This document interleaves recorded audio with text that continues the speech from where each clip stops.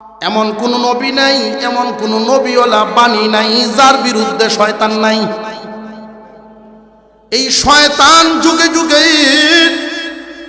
মানুষ থেকেও ছিল, জিন থেকেও ছিল।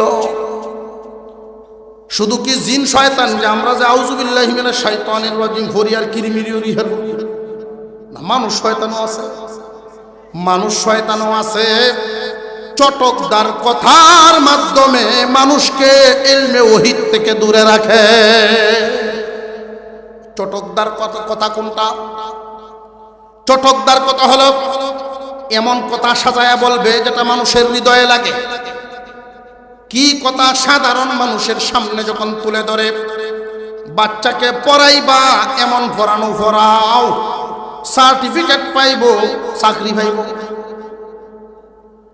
এমন জায়গাত নিও না মৌলবীরার ওয়াজ শুনলো না, চাকরিও নাই, সার্টিফিকেটও নাই।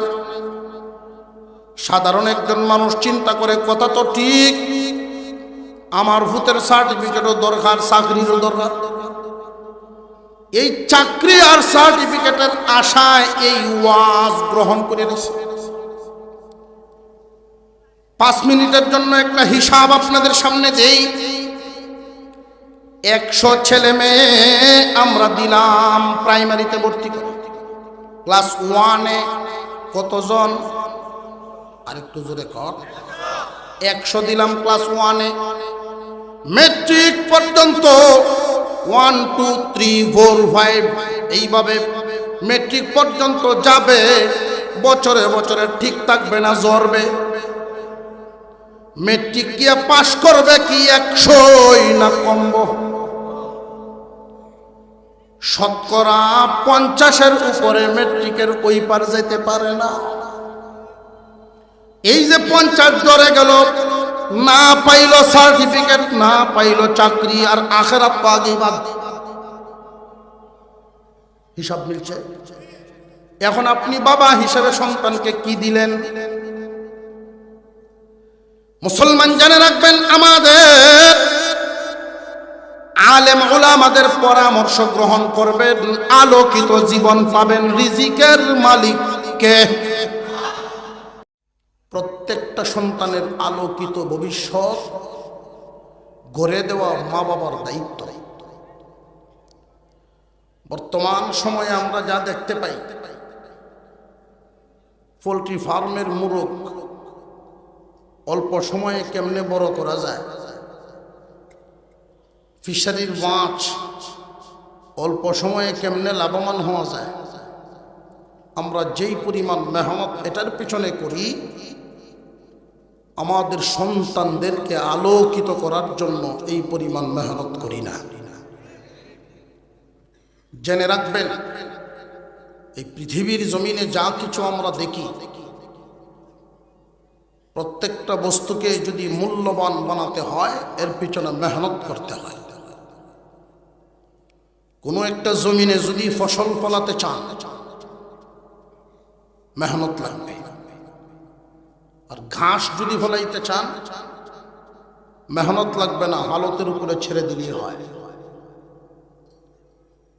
একটা গাছের একটা টুকটুম, এই গাছটাকে যদি আপনি আরো দামি বানাতে চান, দামি ফার্নিচার, মেহনত লাগবে। যদি নষ্ট করার কোনো ইচ্ছা করেন যে আমি নষ্ট করতে চাই, কি করতে হবে? কিচ্ছু করতে হবে না, ছেড়ে দেন, অটোমেটিক নষ্ট হয়ে যাবে। আপনার সন্তানকে যদি আপনি আলোকিত জীবন, আলোকিত সন্তান বানাতে চান, মেহনত করা লাগবে। এই মেহনতটা বুঝে শুনে আবার করতে হবে। প্রথমেই একটা কথা স্মরণ রাখতে হবে, আমরা মুসলমান, আমার সন্তানও মুসলমান। আমার উপরে যেইভাবে 5 ওয়াক্ত নামাজ ফরজ, আমার সন্তানের উপরও, না কোনো সন্দেহ আছে? মার ওযু দিয়া মেয়ের নামাজ চলে না, বাবার সূরা দিয়া ছেলের কেরাত চলে না। এই জন্য আমি আপনাদের সামনে নবীজির একখানা হাদিস তিলাওয়াত করেছি। আল্লাহর রাসূল বলেন, আমার উম্মতের সমস্ত নরনারীর উপরে ইলম হাসিল করা ফরজ। আলোচনা যেন লম্বা না হয় এই জন্য সংক্ষিপ্ত করার চেষ্টা করছি। আলেম হওয়া, হাফেজ হওয়া সবার উপর ফরজ না। ছোট্ট একটা দল যদি হাফেজ আলেম হয়ে যায়, সবার পক্ষ থেকে দায়িত্ব আদায় হয়ে যায়। সমস্ত সেক্টরে মুসলমানের সন্তান প্রয়োজন। একটা রাষ্ট্রে, একটা দেশে গুরুত্বপূর্ণ পদে মুসলমানের সন্তান ইসলামের গুরুত্ব বুঝে যদি আদিষ্ট থাকতে পারে, ইচ্ছা করলেই বিদেশি কোনো এজেন্ডা, ইহুদি খ্রিস্টানদের চাহিদা আমাদের দেশে প্রয়োগ করতে পারবে না। আর আমাদের মানুষ ধর্মীয় গুরুত্ব বুঝনেওয়ালা মুসলমানের সন্তান যদি জায়গায় বসা না থাকে, তাহলে দেখছেন তো হালত শিক্ষা ব্যবস্থার কি হয়েছিল। মেরুদণ্ড ভেঙ্গে কি হালতে পৌঁছে দিয়েছিল আমাদের মুসলমানদের অবস্থা। মুসলমানদের সন্তান সব সেক্টরে প্রয়োজন। এই জন্য সবার উপরে হাফেজ হওয়া, আলেম হওয়া ফরজ না। কিন্তু আল্লাহর রাসূল যে বললেন, তালাবুল ইলমি ফরিদাতুন আলা কুল্লি মুসলিম, ছেলে হোক আর মেয়ে হোক, একটা হোক আর একাধিক হোক, সবার উপরেই ইলম হাসিল করা ফরজ। বুঝার সুবিধার্থে আমাদের মাদ্রাসা শিক্ষা, যেই ধর্মীয় শিক্ষা, 3 ভাগে ভাগ করি। প্রাইমারি লেভেল, মাধ্যমিক লেভেল, উচ্চতর লেভেল।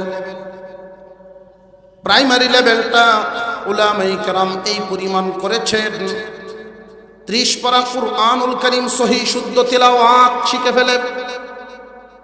প্রাইমারি লেভেলটা যদি একটা সন্তান ছেলে মেয়ে পড়ে, তাহলে ওযু কেমনে করা লাগে, কোন কারণে ওযু ভাঙ্গে, নামাজ কেমনে আদায় করতে হয়, বাবা ইন্তেকাল করেছেন জানাজা কেমনে পড়তে হবে, লাশটা কেমনে ধুইতে হবে, দাফন কেমনে করতে হবে, একজন মুসলমানের যা যা প্রয়োজন এই শিক্ষাটুকু প্রাইমারি লেভেলেই আদায় হয়ে যায়।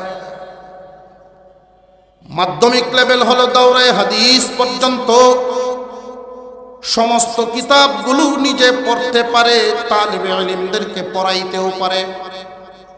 উচ্চতর লেভেল গবেষণা করতে করতে এমন এক পর্যায়ে বলা হয়, সমসাময়িক যে কোনো সমস্যার সমাধান মুসলিম জাতির সামনে কোরআন হাদিস গবেষণা করে সমাধান বের করতে পারে এমন যোগ্য মুফতিগণ। প্রাইমারি লেভেল, মাধ্যমিক লেভেল, উচ্চতর লেভেল, মাধ্যমিক এবং উচ্চতর সবার উপর ফরজ না, কিন্তু প্রাইমারি লেভেল পর্যন্ত, অন্তত নুরানি লেভেল পর্যন্ত শিক্ষা দেওয়া ছেলে হোক আর মেয়ে হোক সবার উপরে ফরজ। তাম পৃথিবী বেঈমানদের যত চক্রান্ত, যত লাইনে ইসলামের ক্ষতির চিন্তা হয়,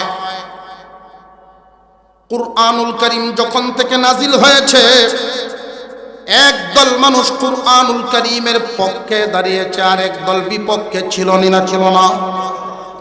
বিপক্ষের দলটা ওই সময় শেষ হয়ে গেছে, এটা ভাববেন না। কুরআনুল কারীম নাজিল হওয়া থেকে নিয়ে একদল পক্ষে আর একদল বিপক্ষে।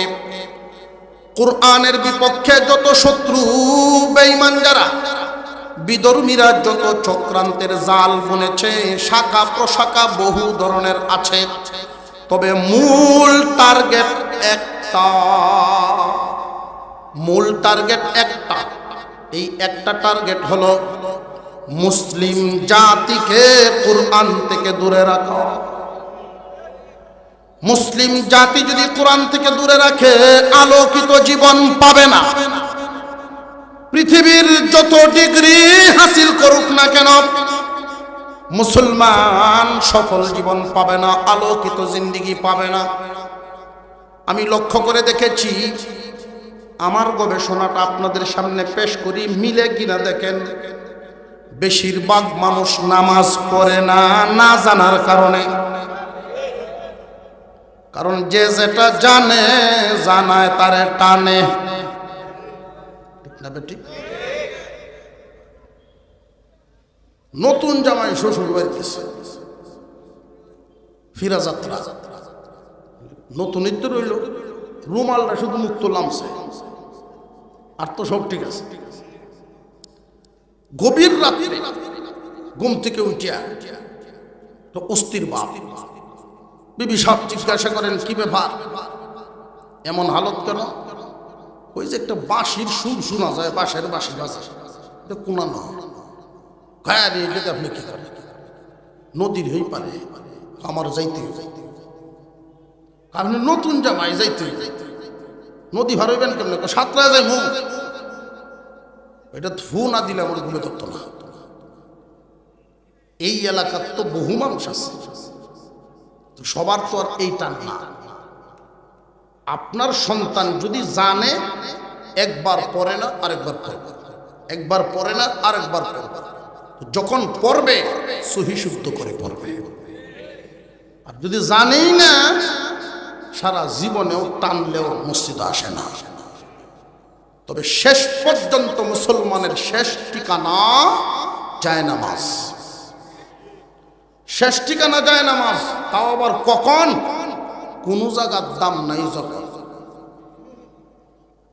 চাকরি থেকে রিটায়ার্ড, ব্যবসা, কাস্টমারের 500 টাকা দিলে 700 ঘুরায় দেয়,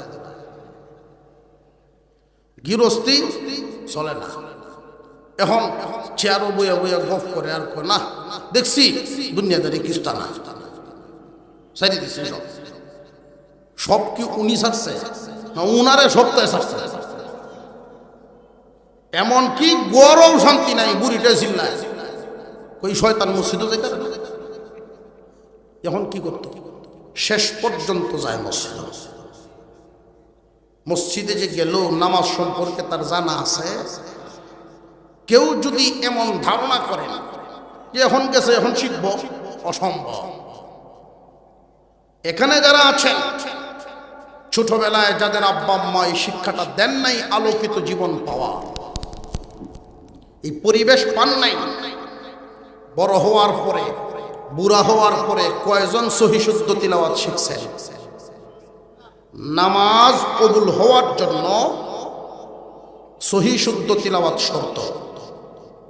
নামাজ ভঙ্গের যত কারণ, গলদ পড়া, অশুদ্ধ পড়া একটা কারণ, এবং প্রথম কারণটা এটা।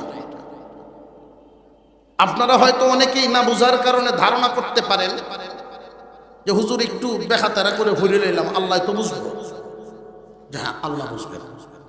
তো আপনি যেই শব্দটা উচ্চারণ করেছেন, নিজের বিবেকে ফেলায়া বিচার করে বলবেন অর্থ কতটুকুন পরিবর্তন হয়।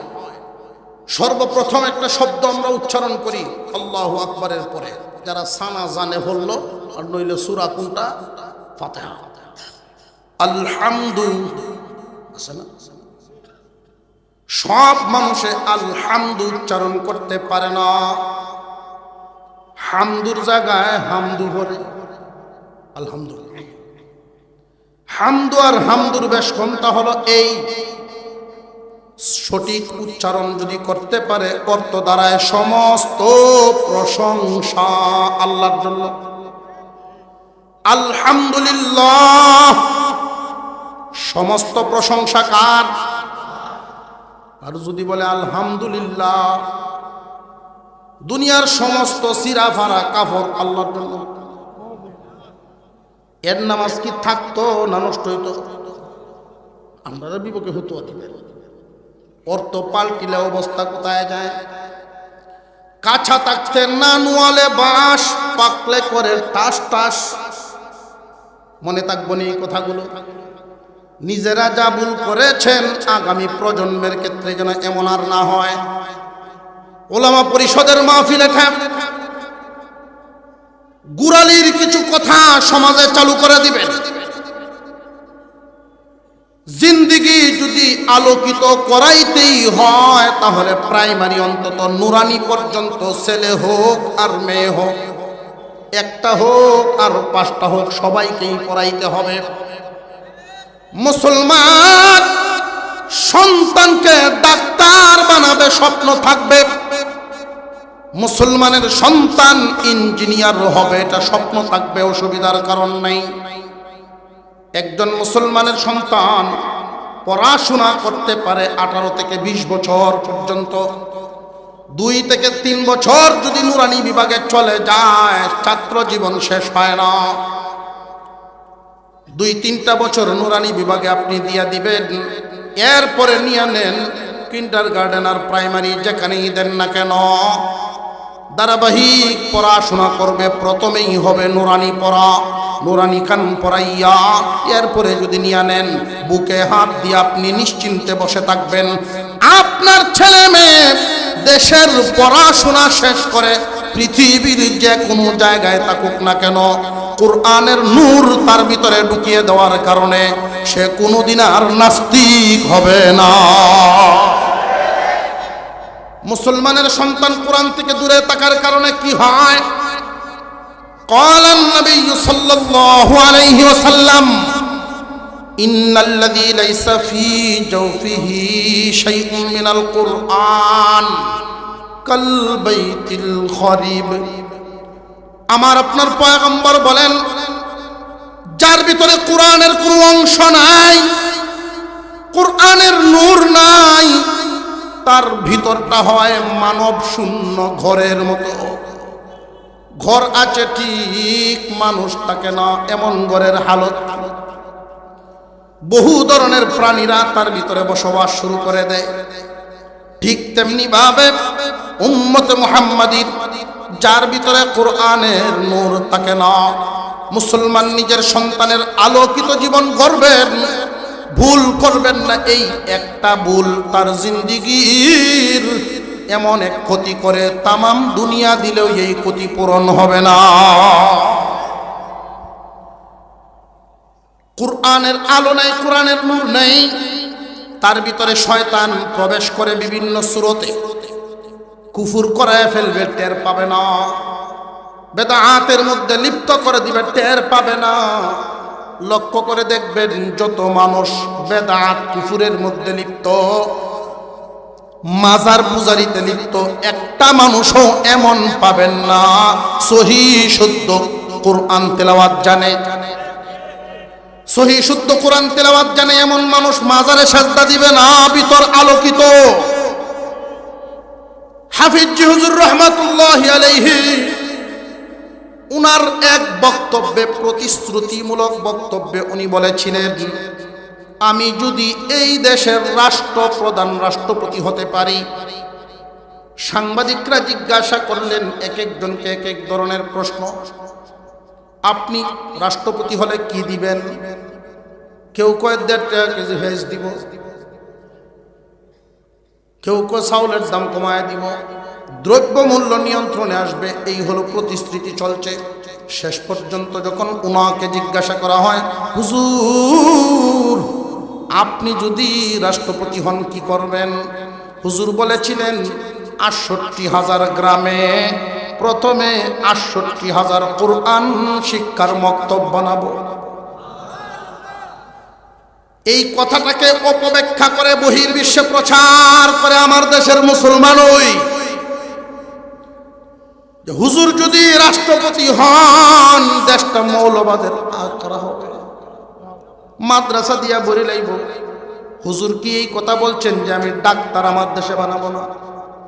হুজুর বলেছিলেন দূরবর্তী এক চিন্তা। এই চিন্তাটা আমাদের সবার মাথায় না থাকার কারণেই আমাদের দুর্দশা। হুজুর চিন্তা করেছিলেন আমার দেশে 68,000 গ্রামে যদি 68,000 কোরআনের মক্তব হয়, আমার মুসলমান সন্তান ছেলে হোক আর মেয়ে হোক কোরআন শিক্ষা ছাড়া থাকবে না। প্রথমে আমার বাচ্চাদেরকে আগে কোরআন শিখাইব, এরপরে প্রাইমারি হাই স্কুল কলেজ পড়ায় ডাক্তার বানাবো। সেই ডাক্তার আর কসাইগিরি করবে না, আগে কুরআনুল কারীম ঢুকায় আত্মশুদ্ধি করবে উনার প্ল্যান।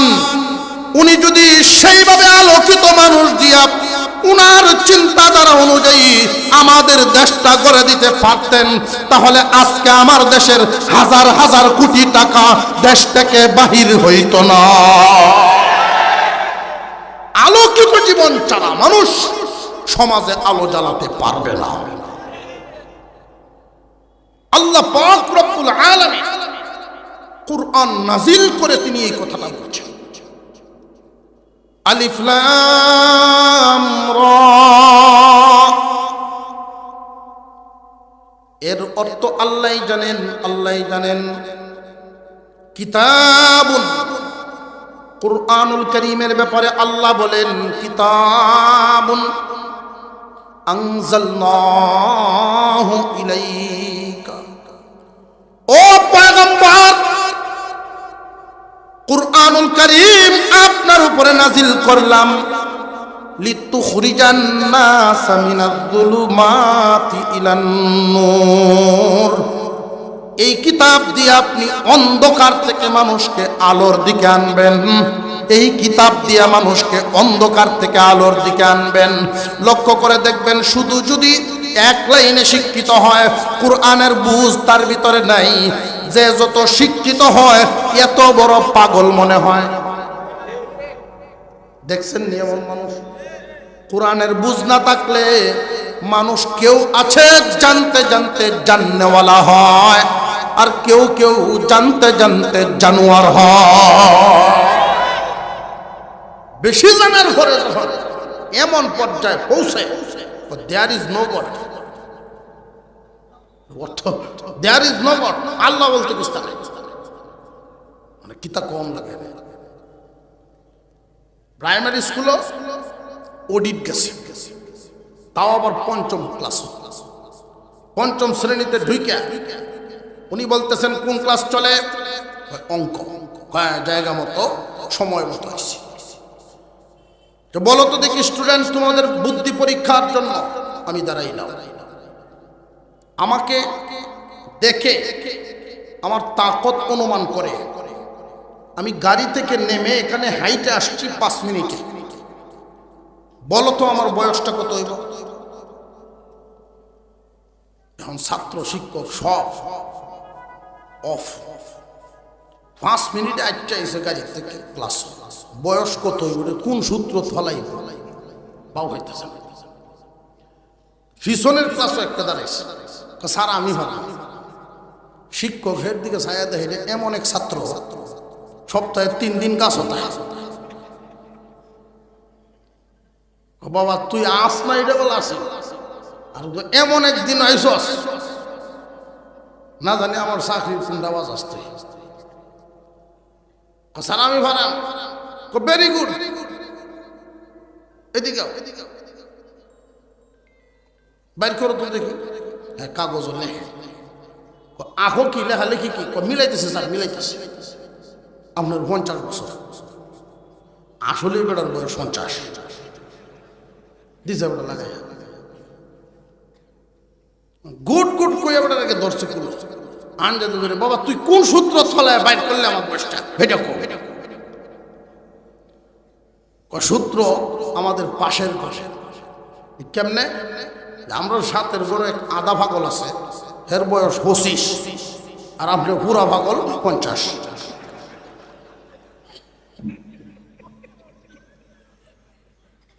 মানুষ জানতে জানতেও জানোয়ার হয়। আমার আপনার কথা না, আল্লাহর কোরআনের কথা। উলাইকা কাল আনআম বাল হুম আদাল্লু উলাইকা হুমুল গাফিলুন। বরং চতুষ্পদ জানোয়ারের চেয়ে আরো নিকৃষ্ট। কুত্তায় মালিক ছিলেন। There is no God. মূল কারণ কোরআনের নূর তার ভিতরে পৌঁছে নেই। যদিও দেখা যায় সিয়াসিত্তার হাদিস পড়ুয়া সংসদ শোনা যায়, এটা ভাববেন না যে সহি শুদ্ধ কোরআন পারে।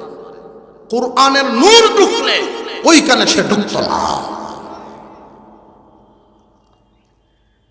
বাংলা ভরিয়া পরবর্তীতে সূরা মস্ত করে সহি শুদ্ধ হইব, এর হামদু আর হামদু হইব বেশ কম। এখানে 17 জন বুড়া মানুষ একটা জমাত বানায় ফাটাইছি তবলিগ, দিছি 2 জন আলেম সাথে ভাজাইলে আমল কম পড়াইয়া 4 কান সূরা মস্ক বেশি করাইবে। তবু অন্তত নামাজটা শেষ জীবনে ঠিক হোক। 25-26 দিন পরে একটু রেকর্ড করে ফাটাইছে আমাদের, হুজুর কাম হয় না। শুনেন আপনি কি কয়, টান্না টুন্না জাগাত নেই মস্ক করাইয়া করে যেই সে কয় হাম্মা লাকাল বাকাল। এই জন্য বাচ্চাদের ভবিষ্যৎ সময় মতো যদি না করেন, তার জীবন আপনি যতই সার্টিফিকেট এনে দিলেন, জীবন অন্ধকার বানায় দিলেন। আর এই কুপরামর্শটা দেয় শয়তানে। এটার দলিল আল্লাহ কোরআনে উল্লেখ করে দিয়েছেন, وكذلك جعلنا لكل شيء وكذلك جعلنا لكل نبي عدوا شياطين الإنس والجن يوحي بعضهم إلى بعض زخرف القول غرورا। এমন কোন নবী নাই, এমন কোন নবীওয়ালা বাণী নাই যার বিরুদ্ধে শয়তান নাই। এই শয়তান যুগে যুগে মানুষ থেকেও ছিল, জিন থেকেও ছিল। শুধু কি জিন শয়তান যে আমরা যে আউযুবিল্লাহি মিনাশ শাইতানির রাজিম ফরিয়ার কিরিমিরিও রিহার না, মানুষ শয়তানও আছে। মানুষ শয়তানও আছে চটকদার কথার মাধ্যমে মানুষকে ইলমে ওহীদ থেকে দূরে রাখে। চটকদার কথা কোনটা? চটকদার কথা হলো এমন কথা সাজায়া বলবে যেটা মানুষের হৃদয়ে লাগে।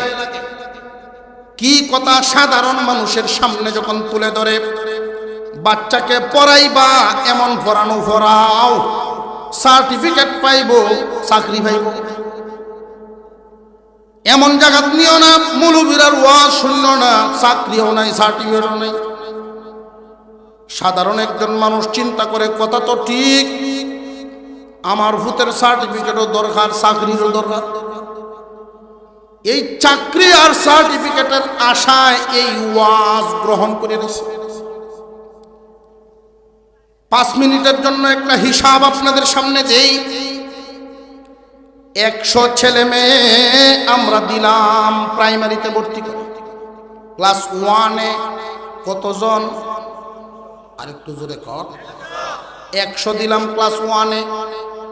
মেট্রিক পর্যন্ত 1 2 3 4 5 এইভাবে মেট্রিক পর্যন্ত যাবে। বছরে বছরে ঠিক থাকবে না, জ্বরবে। মেট্রিক গিয়ে পাশ করবে কি 100ই না কমব? শতকরা 50-এর উপরে মেট্রিকের ওই পার যেতে পারে না। এই যে 50 ধরে গেল, না পাইল সার্টিফিকেট, না পাইল চাকরি, আর আখিরাত তো আগেই বাদ। হিসাব মিলছে? এখন আপনি বাবা হিসেবে সন্তানকে কি দিলেন? মুসলমান জেনে রাখবেন, আমাদের আলেম ওলামাদের পরামর্শ গ্রহণ করবেন, আলোকিত জীবন পাবেন। রিজিকের মালিককে। ইন্টারমিডিয়েট পর্যন্ত গেল 50 না আরো কমলো? ডিগ্রি মাস্টার ডিগ্রি পর্যন্ত শতকরা 5 জন। এই 5 জন যে পড়াশোনা শেষ করলো, সরকারের চাকরি নিয়ে এখন বাসা যাইব না? চাকরি নিচে দৌড়তে দৌড়তে যান শেষ। বাপের কাছে সংবাদ জানাইছে, আব্বা পাইছি। তবে দুঃখের একটা সংবাদ আছে। কি সংবাদ? ক্লাস 1 থেকে শেষ পর্যন্ত ভরাইতে আপনার যে পরিমাণ লাগছে এই পরিমাণ একসাথে দেওয়া লাগবে, আসলে নাই। আর একটু জোরে কন। বাপে কয় হুত গাছ লাগাইছিলাম ফল খাওয়ার আশায়, এখন তোমার এই পর্যন্ত নিয়া ফল যদি খাওয়ার লাগে বড় ক্ষেতটা বেসন হইবে, বড় ক্ষেত কি হবলের আছে বড় ক্ষেত বেচা গাছ লাগাই ঘুষ দিয়া লইল, বৈধ না অবৈধ এই হিসাবটা ভরে মেলাই, ফরেজ গাড়ির কত তার গেলাম না। তবে সারা জিন্দিগির জন্য কিন্তু আপনি হারাম লাইন খুলে দিলেন, এটাও মনে রাখবেন। একজনে পাইল মাত্র ফল, বাকি 99 না পাইল দুনিয়া না পাইল আখিরাত। এই হইল শয়তানের ওয়াজ গ্রহণ করা কুফল। পক্ষান্তরে দুনিয়ার আশা চাই না, সার্টিফিকেট আর চাকরির উপর নির্ভর না, প্রথমে আমি পড়াবো নুরানি। ওই লাইনে গিয়া ফল পাইল একজন, তাও কখন? চাকরির প্রথম বেতন পাইল যখন, এর আগে কোনো ফল নেই। আর আপনার ছেলে মেয়ে কুরআনুল কারীম শিক্ষার আশায় যখন নুরানি কমপ্লিট করানোর নিয়ত করলেন, এখনো ভর্তি করেন নাই, মাত্র ঘর থেকে রওনা দিলেন। রওনা দেওয়ার সাথে সাথেই নবীজি বলেন, মান সালাকা তরিকা ইয়ালতামিসু ফীহি ইলমা সাহালাল্লাহু লাহু তরিকান ইলাল জান্নাহ। আল্লাহু আকবার বলেন। সন্তানকে নিয়ে তুমি মাদ্রাসার দ্বীনি শিক্ষা গ্রহণ করানোর জন্য কেবল রওনা দিলা, আল্লাহ তোমার জান্নাতের রাস্তা আসান করে দিবে। শুরু হয়ে গেল ফল, ভর্তি হয় পরে, ফল খায় আগে। কপালওয়ালা মা বাপ এমন আছেন, বাচ্চা এখনো বালেগ হয় নাই, কুরআনুল কারীমের হাফেজ হয়ে গেছে। এমন মা বাবা আছে না নাই? নুরানিতে ভর্তি করলো, 2টা বছর পড়লো, 3টা বছর পড়ার কারণে 30 পারা কুরআন সহি শুদ্ধ তিলাওয়াত শিখে ফেললো। এই যে তিলাওয়াত করে নাবালেগ শিশু, তার তো কোনো আমল নামার খাতা নাই, নেকি বদি লেখার কোনো খাতাই নাই। এখন এটা যাইব কই? যেই মা বাবায় ভর্তি করে পড়াইলো, ওই মা বাবার আমল নামায় গেল। সন্তানের ফল ভর্তি হইছে পরে, ফল আয় আগে। বুঝে আসতেছে? 2-3টা বছর পড়ায় ফেললেন, ছাত্র জীবন শেষ না বাকি রইল? বরং লক্ষ্য করে দেখবেন, নুরানি পর্যন্ত পড়াইয়া কুরআনুল কারীম সহি শুদ্ধ তালিম শিক্ষা দিয়া যদি স্কুলে নেন, 10টা-15টা ছাত্রর সাথে আপনি প্রতিযোগিতা করে দেখবেন, আপনার বাচ্চা অগ্রগামী থাকবে। কুরআনের নূর মানুষকে আলোকিত করে দেয়। ছোট্ট একটা ঘটনা বলেই আলোচনা শেষ। আমরা যে হিসাব মিলাই সেই হিসাব মিলাইছি। সন্তান 5 জন, 4 জন। সন্তানগুলো দিছেন কে? আল্লাহ যেহেতু দিছে। স্বামী স্ত্রী একসাথে বইয়া রাত্রে পরামর্শ করে, আল্লাহ যেহেতু সন্তান 4-5 জন দিছে, আল্লাহর একটা দেলাই, আল্লাহর একটা দেলাই। এটা কোনা নদীটা মাদ্রাসা কুন্ডা দেওয়ান যদি লেসা ফেসা চাটা হেঁটে না, লেসা ফেসাটা তো দেয়। একটারে আল্লাহরে দিলা, বাকি কার লাগিন রাখছো? শয়তানের দিকে। মুসলমানের সন্তান সবগুলো যাবে প্রথমেই আল্লাহর রাস্তা।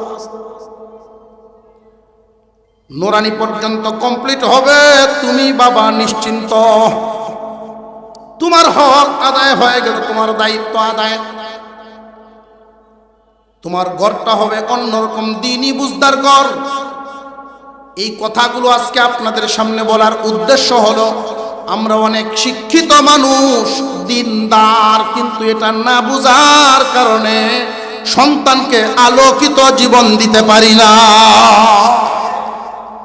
অনেক মানুষ আলেমদেরকে পছন্দ করে, নিজের দিনের প্রতি দুর্বল, আফসোস করে, হায় রে আমি যদি কোরআন শরীফ পড়তে পারতাম।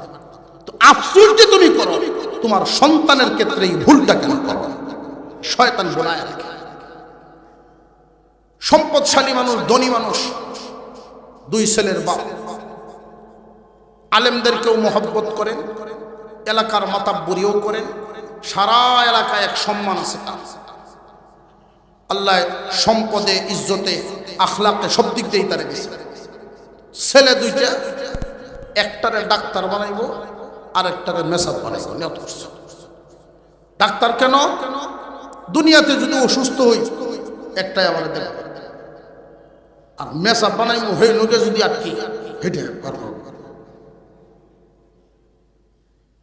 আল্লাহর কি মেহেরবানি, দুইজন দুই লাইনে দুজন কমপ্লিট করে দেশ সেরা ডাক্তার হয়ে গেছে একজন। দেশের ডিগ্রি হাসিল করে বিদেশে আরো 4 বছরের কোর্স করে আসছে। আর আরেক ছেলে হাফেজ মাওলানা মুফতি হয়ে খেদমতে আসছে। ঈদের সময় দুজন ছুটিতে আসছে। এই দুজনকে যখন পড়াতে ভর্তি করেছিলেন তখন বাবার রক্ত ছিল গরম, চিন্তা সঠিক ছিল না। আর এখন যে দুজন বড় হইছে, এখন কি বাপের এই গরম রক্ত রয়েছে না কিছুটা নরম হয়ে গেছে? আলেমদের সাথে চলা, হজ পালন করে আইছে, 5 ওয়াক্ত নামাজ জামাতে পড়ে, ফজরের সময় আলেম ছেলে বাবাকে ঘুম থেকে জাগাচ্ছেন। আলেমের তো জানা আছে, সন্তান আলেম হওয়ার কারণে জানেন একজন ঘুমন্ত মানুষকে কেমনে জাগানো লাগে। আদব আছে না নাই? মাদ্রাসায় শেষ রাত্রে ছাত্ররা যখন ঘুম থেকে জেগে তিলাওয়াতে বসবে, হুজুর আস্তে করে একটা আওয়াজ দেন, তো 2-4 জনের ঘুম ভেঙে যায়। এই 2-4 জনেই বাকিদের ঘুম আদবের সাথে ভাঙায় দেয়। এই শিক্ষা মাদ্রাসাতেই হয়ে যায়। আলেম ছেলে ঘুম ভাঙায় দিলেন, ওযু করাইলেন, গামছা নিয়ে পিছনে দাঁড়ায় আছেন। বাবায় হাত মুখ মুছে যায় নামাজে দাঁড়ায় সুন্নত পড়ে, ফজরের সুন্নত পড়ে সালাম ফিরায় বসে আছে। গার ঘুরায় ঘুরায় একটু পরে পরে তাকায় বড় ছেলের রুমের দরজার দিকে। আমার বড় ভূত যদি উঠতো, 3 বাপ একসাথে জামাতে পড়তাম, দৃশ্যটা আল্লাহর কাছেই কেমন লাগতো, আমার কাছেই কেমন লাগতো। কিন্তু বাপের মনের এই আশা তো পূরণ হওয়ার লাইনে তারে নেয় নাই। একমুখী শিক্ষা দেওয়ার কারণে বাবার ওই ভুলটা হয়ে গেছে। ছেলের ঘুম ভাঙানোর জন্য বাবা রুমের সামনে দিয়ে কয়েকবার একটু জুতার আওয়াজ করে করে গেছে, আইসে দেখি ঘুমটা নি ভাঙ্গে না। 2 বাপ পুতে নামাজ পড়লেন, তসবিহ আদায় করে ইশরাক পড়লেন, মোটামুটি 7টা 7:30 হয়ে গেছে। এতক্ষণ আফসোসই করছে, আমার এই ছেলে যদি কোরআন পড়া থাকতো, কিছুদিন পড়ায় নিতাম, তাহলে আর এই ভুলটা হইতো না। এই বুঝটা সময় মতে আসে না। কিছুক্ষণ পরেই দেখে বড় উঠছে উঠছে উঠছে এটা সকালবেলার হাঁটা চড়া যে করব, একটু শরীরের ব্যায়াম ট্যাম করবো। ঘুম থেকে যে উঠছে, দরজা খোলার সাথে সাথে হাজি সাহেব তাকায় দেখে হাফ প্যান্ট ভিন্দে বেরিয়েছে। আগে তো মনে একটু কষ্ট আছে, মাথা হয়েছে আরো গরম, ওইটা কি কাম না বিদেশ তো ডাক ডিগ্রি লয়ে বুঝি এই কাম হয়েছে। হ্যাঁ, অর্থাৎ বিদেশি কালচার হের উপরে নাজিল হয়েছে। কোরআনের আলো যদি থাকতো এই সর্বনাশ হইত না। তো পাকঘরে গেছে, রান্না করে, চেহারা খুব মলিন। বিবি সাহেব জিগায় কি হয়েছে আজি সাহেব? চেহারা মলিন, কেন বেশি খিদা লাগছে? কত ডং করো না, হয়েছে কি? সারা দেশ মানে যারে, তার দুঃখ কই কারে? আমি যে ভুল করছি, এই ভুল আর শুধরানোর জায়গা নয়। আমার এক ছেলে দুনিয়াদারি করবে, দুনিয়ার উপরে থেকে, কিন্তু আরেক ছেলে মনে হয় দুনিয়াদারি করবে, আখেরাত ভুইলা গিয়া দুনিয়া হেরুফু। কি বলতেছে? হ্যাঁ, কিছুদিন পরে ছুটি কাটায় যখন গেল তারা, উনি গেলেন এদের কালচার দেখার জন্য। কারণ কয়েকদিন থাকছে, এতেই বুঝতে পারছে নাতি নাত করে ডাকে, আব্বা ডাকে না, ডেডি কয়। তো এই হাজি সাহেব ডাকেন, ডেডি ডুটি কোথায়? জীবন ভর আমরা বাবা ডাকছি, আব্বা ডাকছি, ডেডি কি করছি? তো ফুতে ফুতের বউয়ে তারাও কালচারই এক আচ্ছা বড় হইলে ভরে বুঝবো রে। আধুনিকতার ছোঁয়ায় অন্ধ হয়ে গেছে মানুষ। উনি গেলেন একদিন শহরে, দেখি এদের জীবনযাত্রা কোন হালো। গিয়ে দেখেন বাসার সামনে একটা খালি জায়গা, মোটা মোটা ফিলার দিয়ে বিল্ডিং উঠতেছে। খোঁজখবর নিলেন যে এটা ওনার ডাক্তার ছেলের হাসপাতাল বানানোর জন্য করতেছেন। হাজী সাহেবের অন্তরে খুব ধাক্কা খাইলেন।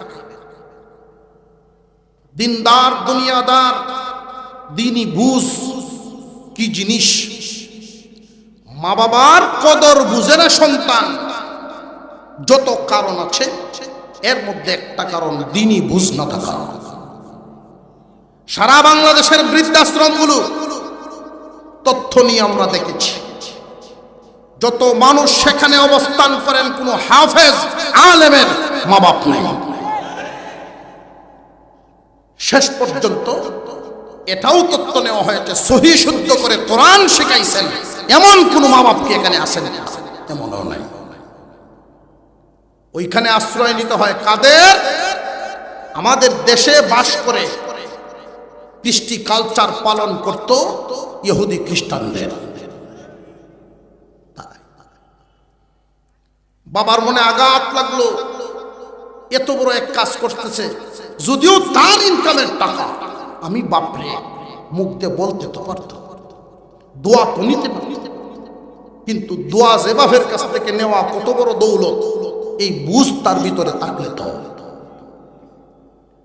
মনে বড় আঘাত নিয়া উনি ফেরত চলে আসছেন। মনে মনে ভাবতেছেন, মাদ্রাসার লাইনে পড়াইলাম, আলেম বানাইলাম, খরচও কম লাগলো, আর সেই হুতের কি বুঝ, বাবার কি কদর। একটা সাইকেল কিনবো, বাসা থেকে মসজিদে যাবে আসবে, এই সাইকেলটা কেনার আগে 4000 টাকা দাম, অনুমতি আগে নিছে আমার, এর ভরে সাইকেল কিনছে। বুঝের বেশ কম। মনটা খুব খারাপ করে উনি ঘুরে আসতেছে। এমনি দেখে আরেক বেটা ডাক্তারের দিকে খুব রাগ হইয়া চেতে আইতেছে, আজগো করাইমো ডাক্তারি, আজগো করাইমো ডাক্তারি। বাপ যত অভিমানেই তার, ফুতের বিরুদ্ধে যদি এমন কেউ আসে সামনে দাঁড়াইতো না। তার বয়সেরই এক বুড়া মানুষ উনি এইভাবে রেগে আসতেছে, সামনে দাঁড়াইছে। কি হয়েছে আপনার? এভাবে রাগ করতেছে। দেখেন একটু জায়গা বিক্রি করে আমি চিকিৎসা করাইতেছি। আর করছেটা কি করছে? এই যে লিখে দিছে এখানে, ফার্মেসির থেকে গেলাম ওষুধ আনতে, লেখা 300 বস্তা সিমেন্ট, একটা হলে দিন 3 বার।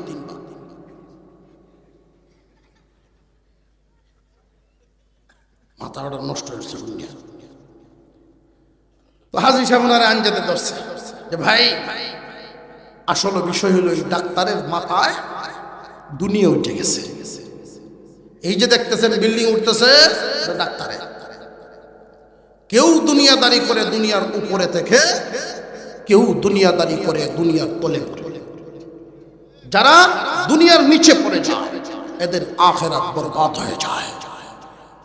দুনিয়াদারি সবাই করে, কেউ দুনিয়ার উপরে থেকে, কেউ তলে পড়ে যায়। নৌকার উপরে যদি পানি উঠে নৌকার সর্বনাশ, নৌকা পানির উপরে থাকবে, এটা স্বাভাবিক অবস্থা। আপনি যখন ডাক্তারের সামনে ছিলেন, কোন কুচখবর আইসিন, সিমেন্ট টিমেন্ট অর্ডার টর্ডার আইসিন, হ্যাঁ একজন লোকে বলছেন সিমেন্ট ওইটা লিখে চামড়ার নিউট্রিশন, আর একটা হলে দিন 3 বার, এটা তোর মস্ত। এই দোষ ডাক্তারের না, এটা বুঝায় হিসাব। এই দুঃখ ডাক্তারের নাই, দোষটা ডাক্তারের বাপে। সঠিক সময়ে সঠিক শিক্ষা, সঠিক তালিম তাকে দিতে পারে না, তার বাপের দোষ। আপনি যান, মাথা গরম করে আপনি ঠিক করে দিব। তবে এই মুহূর্তে যদি আপনি ডাক্তারের বাপ রে ভাইতে কি করলে না, এই তো বুড়া বেড়া সুডে দুটি থাপ্পড় দিলাম ধরিয়া, উনি ঘাড় ঘুরাই দিছে যে দেন আমি এর বাপ, এখন কি আর রাগ বসে থাকবো? আমি ভুল করছি, আমার এই সন্তানকে শুধু ডাক্তার বানাই কোরআন কেন আগে শিখায় নিলাম না।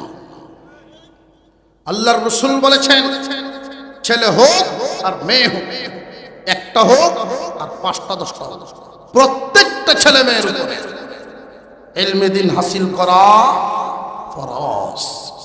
কেন? কোরআনের আলো ছাড়া যত ডিগ্রি হাসিল করো আলোকিত জীবন হবে না, আলোকিত জীবন হবে না। আল্লাহ যেন আমাদের সকলকে আমলের তৌফিক দেন, বলুন আমিন। আরো জোরে বলেন আমিন। আমরা প্রত্যেকের ছেলে মেয়েকে প্রথমে দিব কোরআন শিক্ষা, এরপরে দেব দুনিয়াবীর অন্যান্য শিক্ষা। ডাক্তার ইঞ্জিনিয়ার বানানো জায়েজ আছে না নাই? বরং সওয়াব আছে। নিয়ত যদি আপনার ঠিক থাকে সওয়াব আছে। মুসলমানদের সব সেক্টরে সন্তান দরকার। আল্লাহ যেন আমাদের সকলকে আমলি জিন্দেগি করার তৌফিক দেন, পরিবারের সদস্যদেরকে, সন্তানদেরকে আলোকিত জীবন গড়ার তৌফিক দেন, বলুন আমিন।